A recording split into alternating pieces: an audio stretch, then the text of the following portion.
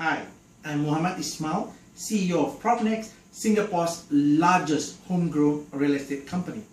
Ask Ismail Gafoor is a new outreach program, a series that will be conducted weekly simply to explain the latest market trends, any hotspots or anything related with property.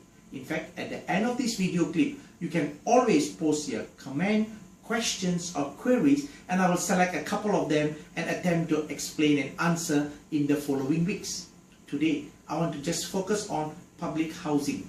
Where is it heading and how have we performed in the last 1 to 2 years? In fact, when you look at it, public housing for the first time in 6 consecutive quarters have recorded negative growth after a long period of time. In fact, for year 2014, public housing had a negative growth of minus 6.1%.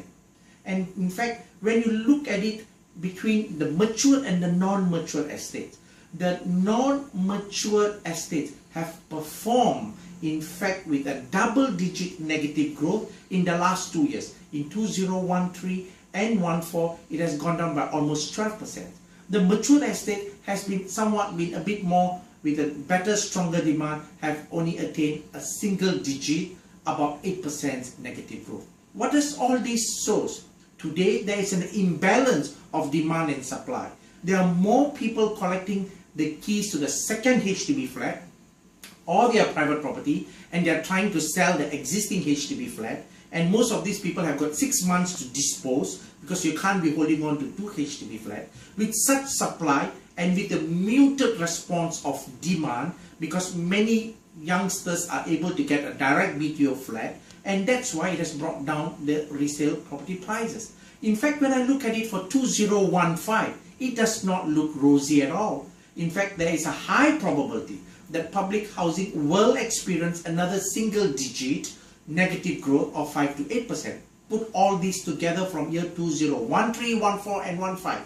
Don't be surprised. Your non-matured estate resale properties may well be close to 20% down, while the mature estate could be anything between 12 to 15%.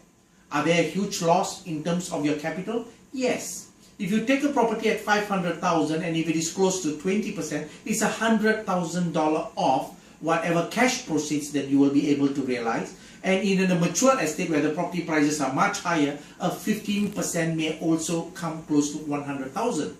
But what's the message? It's perfectly okay if in the long term you continue to stay in the HDB, it will go up.